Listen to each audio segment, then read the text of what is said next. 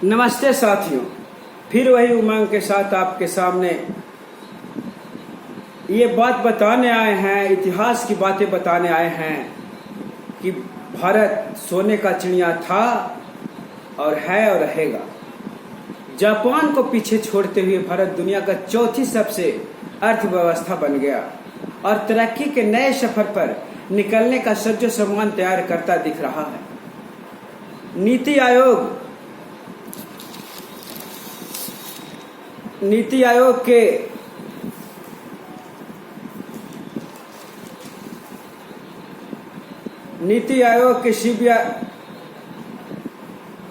CVV और सुब्रमण्यन के रविवार को सुबह देश के एक नई सुखद खबर दी कि जापान को पीछे छोड़ते हुए भारत दुनिया का चौथी अर्थव्यवस्था बन गया। अंतर्राष्ट्रीय मुद्रा कोष के आंकड़ों का हवाला देते हुए उन्होंने कहा कि हम अमेरिकी डॉलर की अर्थव्यवस्था पर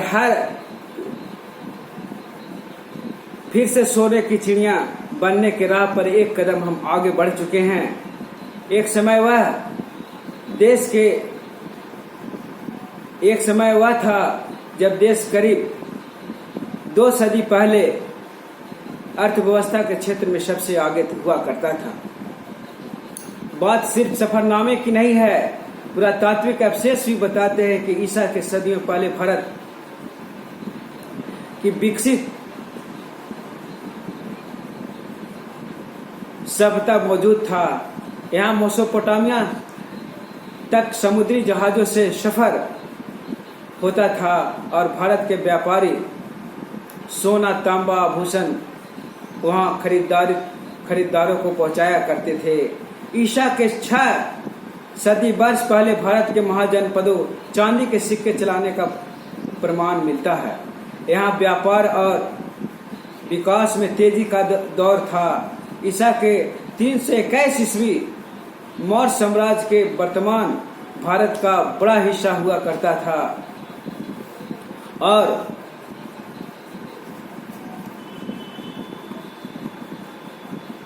अर्थ इतिहासकारों के मुताबिक वहीं से आर्थिक समृद्धि का दौर शुरू होता है।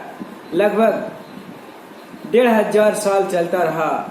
माना जाता है कि ईस्वी के कैलेंडर शुरू होने के बाद 17वीं सदी तक भारत प्राचीन मध्यकालीन में दुनिया का सबसे बड़ी अर्थव्यवस्था रहा।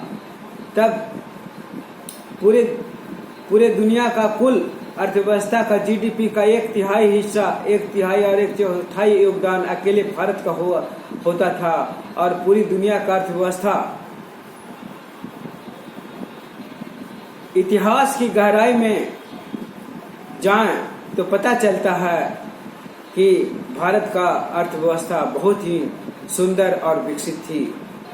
1990 के भाव रखकर आंका जाए तो सन 1000 में भारत की अर्थव्यवस्था 3350 करोड़ डॉलर हुआ करता था, जबकि चीन को 2655 करोड़ डॉलर और पश्चिमी यूरोप देशों का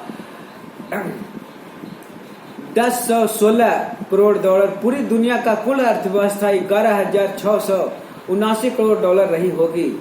इसके बाद सदियों में कभी चीन भारत से आगे रहा, लेकिन 17वीं तक भारत सबसे ऊपर था और 9,075 करोड़ डॉलर पर, चीन का 8,280 करोड़ पर और पश्चिमी यूरोप का 8,339 करोड़ डॉलर पर थे।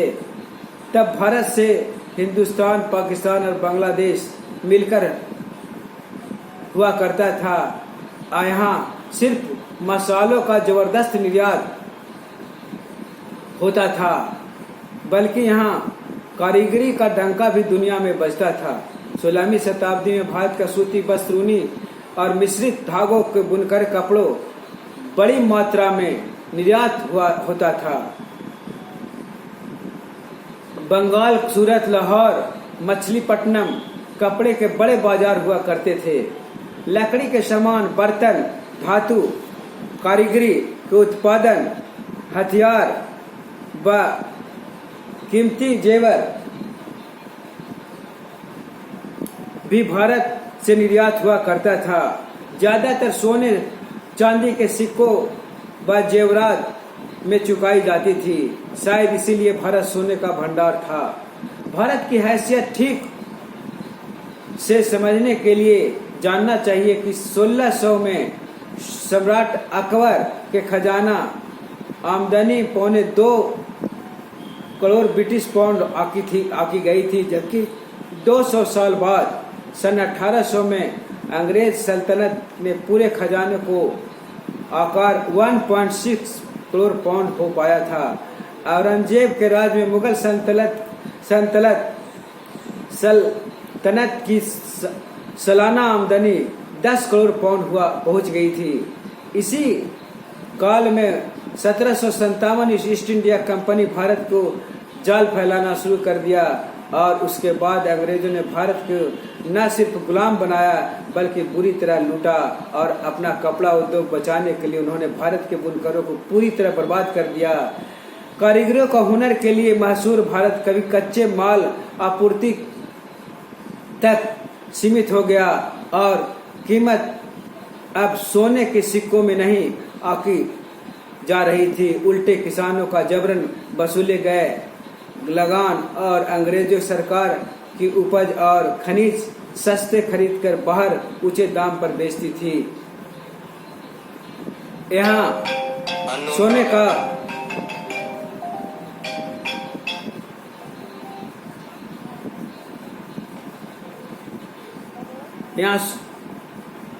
इसी समय भारत में एडवन मेडिसन के अनुसार 1700 में भारत दुनिया का जीडीपी में 1/3 हिस्सा था। अंग्रेज के जाने के बाद 1950 में उसकी हिस्सेदारी मात्र 3% रह गई थी।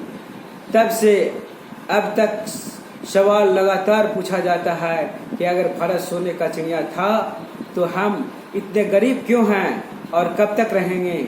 क्या सवाल इसीलिए भी लगातार तेज हो रहा है कि विश्व युद्ध के तबाह हुए जापान और उसके बाद भारत ही के साथ आज़ाद हुए चीन के औद्योगिक उत्पादन के भरोसे दुनिया को धूम मचा दी। सवाल उठ रहे हैं कि जब चीन कर सकता है तो भारत क्यों नहीं?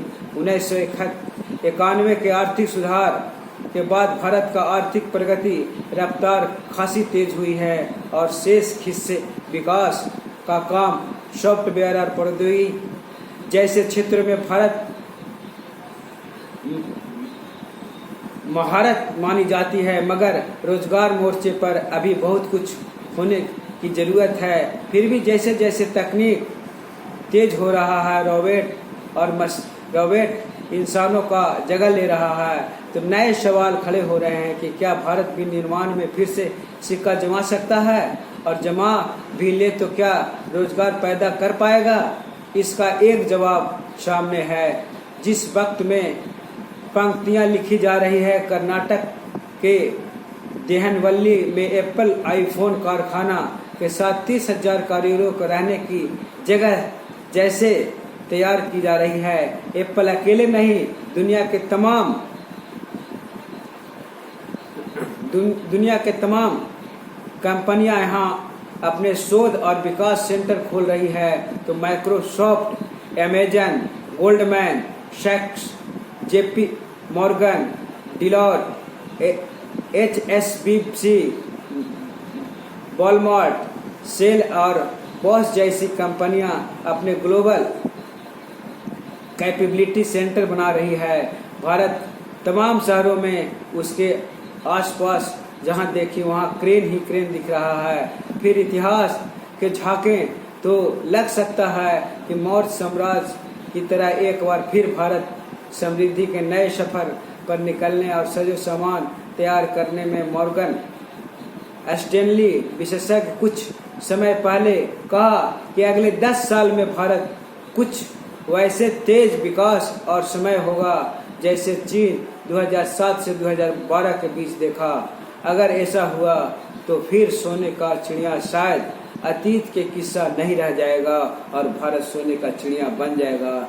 आज का सिर्फ इतना ही। ये आर्टिकल आपको कैसा लगा आप जरूर कमेंट करिएगा। धन्यवाद, धन्यवाद, धन्यवाद।